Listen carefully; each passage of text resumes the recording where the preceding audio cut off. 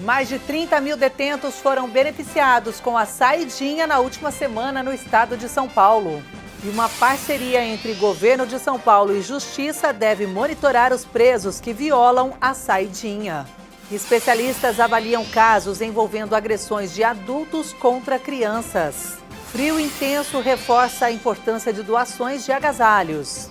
E você, teria coragem de visitar um cemitério à noite? Essa cultura tem crescido no Brasil e atraído o interesse de muita gente que busca conhecer a história desses espaços. O Cemitério da Saudade ele é extremamente importante. Ele é o terceiro cemitério mais antigo do estado de São Paulo. Então aqui estão enterrados, sepultados muitas personalidades.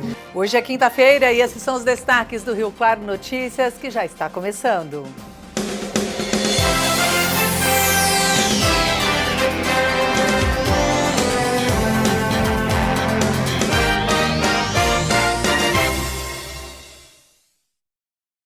Olá, boa noite. Mais de 30 mil detentos foram beneficiados com a saidinha na última semana em São Paulo. Para ter direito à medida, a Justiça proíbe que o beneficiado pela medida frequente bares, use drogas ou se envolva também em brigas. Além disso, ele deve permanecer na área permitida pelo Judiciário e não pode ficar na rua no período noturno, além de outras restrições. Porém, a gente sabe que muitos acabam não cumprindo. E agora, uma parceria entre Governo de São Paulo e Justiça deve monitorar esses presos que violam a saidinha. A parceria é inédita entre as Secretarias de Segurança Pública e da Administração Penitenciária e o Tribunal de Justiça de São Paulo está permitindo que policiais militares ou penais enviem ao Poder Judiciário de forma digital boletins ou relatórios de detentos beneficiados com a saída temporária que forem flagrados descumprindo as regras impostas para manter o direito.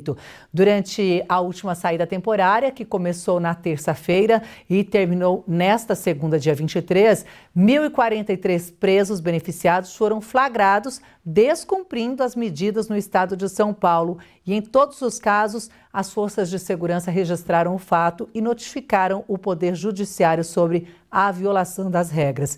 Em posse dos ofícios gerados pelas fiscalizações, os magistrados do TJ têm até 24 horas para analisar a situação do detento e decidir sobre manutenção ou não do benefício. Desde a última terça-feira, a Justiça Paulista revogou o benefício de 344 presos e determinou a recaptura. E agora, após essa análise dos ofícios, ordenou essa recaptura, o que representa 33% dos pedidos elaborados. Desse total, 137 detentos foram recapturados pela PM e os demais que não foram localizados são considerados foragidos. Então essa é uma nova parceria entre as forças de segurança para identificar os detentos que estão de saidinha descumprindo aí as medidas impostas pelo benefício. E recentes agressões de adultos contra crianças pequenas causaram grande comoção no país ao viralizar nas redes sociais. Confira na reportagem da TV Brasil como especialistas avaliam esses casos. Uma criança puxada pelos cabelos, outra derrubada no chão durante uma apresentação junina. E o que a gente percebe? Que os adultos, eles têm essa visão em relação às crianças sem empatia, sem respeito, como se a criança não fosse um cidadão, não fosse um ser humano que tem os seus direitos. E essa desregulação que a gente viu desse pai é algo que está acontecendo com muita frequência. Nós podemos dizer que são transtornos? Em alguns casos são transtornos, mas não em todos os casos. Na festa junina, quem agrediu alegou que o filho sofria bullying. Para esta educadora, a escola precisa ser acionada quando há casos de desentendimentos entre alunos, mas ela reforça que nada justifica a agressão. As crianças envolvidas nessa questão, elas têm 4 anos de idade. Então, aí nesse caso aqui não tem bullying mesmo. Tem as disputas na sala de aula, tem crianças que estão entendendo o que sentem, como expressar o que sentem. E nesse processo elas vão, às vezes, até ser malvadas umas com as outras. Mas daí, um adulto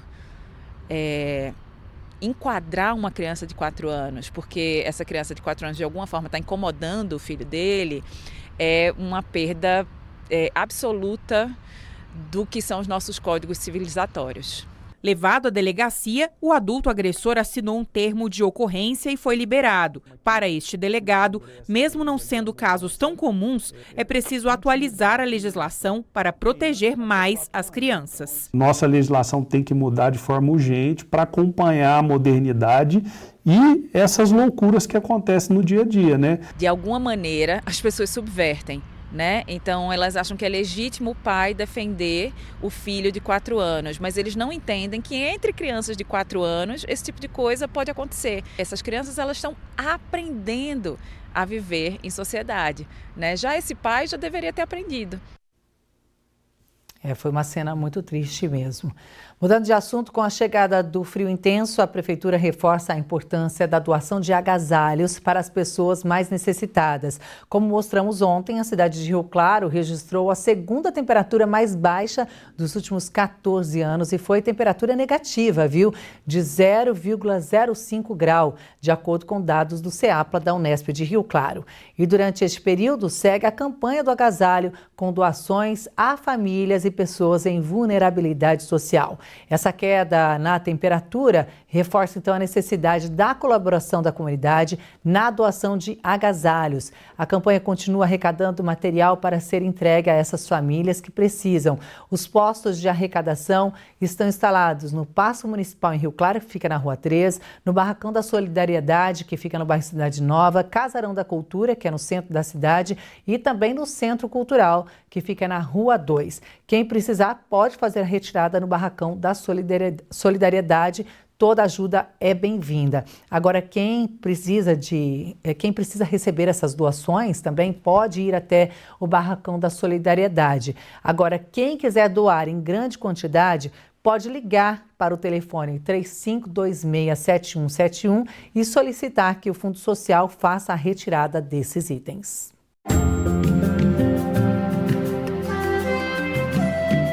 Sexta-feira de sol com muitas nuvens durante o dia e períodos de céu nublado. Noite também de muitas nuvens.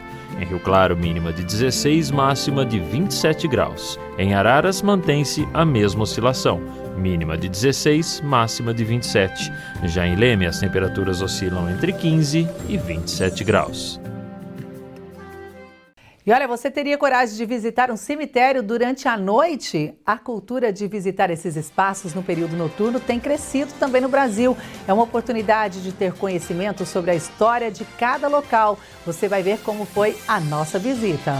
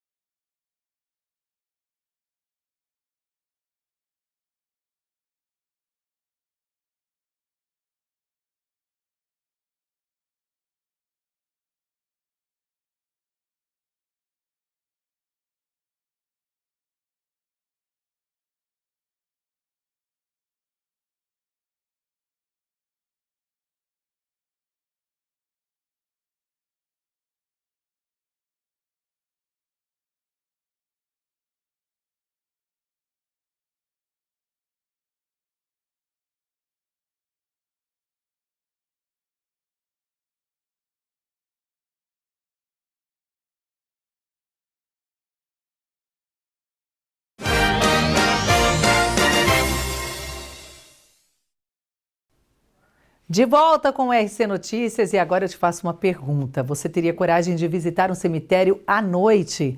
Existem lendas, algumas pessoas têm receio, mas dentro desses espaços existem muitas histórias de pessoas que contribuíram com a construção das cidades. E essa cultura de visitar cemitério durante a noite é comum em algumas partes do mundo e tem crescido também por aqui. E agora eu convido você a visitar com a gente.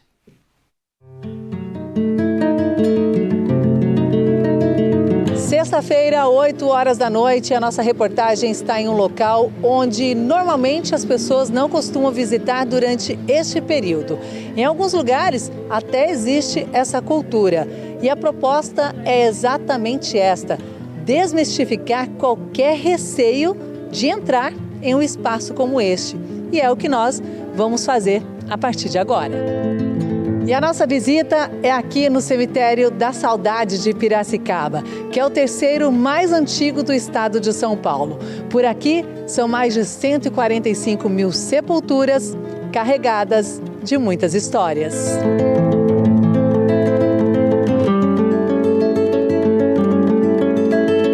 O Cemitério da Saudade ele é extremamente importante. Ele é o terceiro cemitério mais antigo do estado de São Paulo. Então aqui estão enterrados, sepultados muitas personalidades que fizeram não só a história da cidade de Piracicaba, mas fizeram a história do Brasil. E uma das principais referências aqui do cemitério está nesta sepultura, que inclusive foi tombada como patrimônio histórico. É a sepultura do primeiro presidente civil do Brasil, Prudente de Moraes, que deixou em seu testamento que gostaria de ser sepultado aqui na cidade.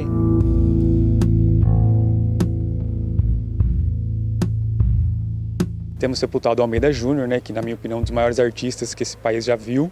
E temos as pessoas que fizeram parte da história da cidade. Então o cemitério traz toda essa história pra gente. O cemitério é o espelho da cidade, é o reflexo da cidade. Então tudo que a gente tem, as tensões que a gente tem na cidade dos vivos, a gente também tem na cidade dos mortos. Se por um lado existem lendas que fazem o local parecer assustador, por outro, as belas esculturas, o silêncio e a paz são convidativos para um público que gosta sim de saber mais sobre quem já partiu, mas deixou uma grande contribuição. O turismo cemiterial está se consolidando cada vez mais no mundo.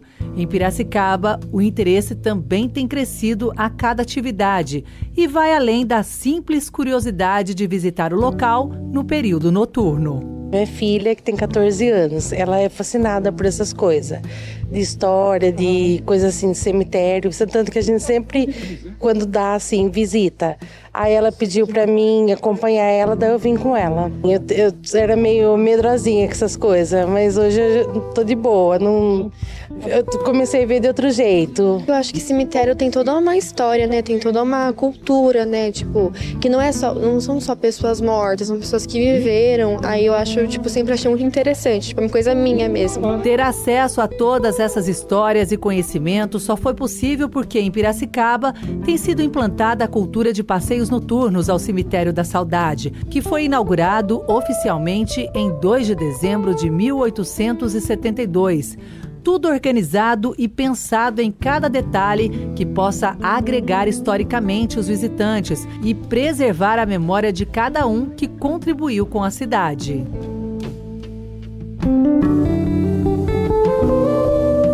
O intuito é, na verdade, que as pessoas reconheçam esse cemitério não como espaço de assombração. É claro que desperta a curiosidade por visitar à noite, mas a ideia é contar histórias de pessoas que estão enterradas aqui e que tiveram um envolvimento muito grande com a cidade, no desenvolvimento da cidade.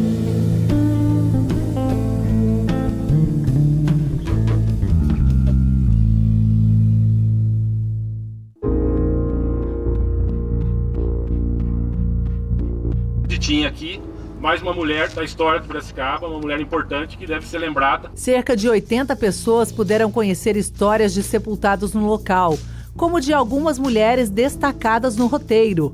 Entre elas, Marina Tricânico, poetisa piracicabana, autora do hino da Polícia Militar Feminina do Estado de São Paulo, e Ditinha Penese, primeira vereadora eleita pelo voto direto. além de saber curiosidades relacionadas ao espaço. O evento foi conduzido pelos historiadores Paulo Renato Totti e Maurício Beraldo, além do guia de turismo Otacílio Júnior. Tem o túmulo de outra mulher, a Marina Tricani.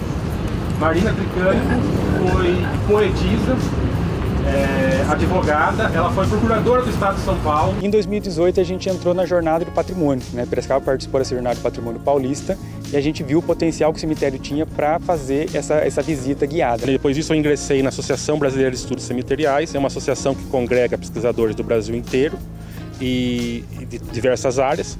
E aí a gente começou paulatinamente pensar em realizar atividades aqui no cemitério. A princípio, atividades diurnas, atividades ligadas às pessoas, aos mortos, à memória dos mortos aqui. E depois, em 2021, a gente começou esse movimento de fazer os passeios noturnos. E depois de ter uma outra perspectiva, com os olhares voltados na educação patrimonial, na arquitetura e na história, claro que vale fazer vários registros. Afinal de contas, não é sempre que se visita um cemitério durante a noite. Eu fiquei até imaginando algumas horas antes, do passeio como seria. Mas não deu medo não, é bem tranquilo e assim, está sendo muito positivo, assim, questão de culturalmente falando. Eu queria conhecer um pouco mais da história da cidade e também um ambiente que eu nunca tinha vindo à noite. A visita guiada trouxe nostalgia também com esta surpresa aqui. Pela primeira vez com música ao vivo dentro do cemitério, que envolveu e emocionou os visitantes. Pai e mãe, ouro de mina, coração, desejo e sina, tudo mais. É a primeira vez tocando no cemitério, sim, é algo inusitado, Eu conheço poucas pessoas assim dentro da linha da MPB que já fizeram isso, Às vezes você vê alguma coisa de pessoal tocando em cemitério, mas é música instrumental, violino, essas coisas. E parar com uma Kombi aqui, um violão e fazer um som para o público, acho que é a primeira vez que para muita gente, para mim, está sendo. Quando eu ia viajar, você caía no choro, e eu chorando pela estrada, mas o que eu posso fazer? Trabalhar é minha sina, eu gosto mesmo é de você. Depois de 1h30, mais ou menos, de visita, a gente encerra por aqui e deixa o convite para você, caso queira ter mais conhecimento sobre a história do Cemitério da Saudade aqui em Piracicaba.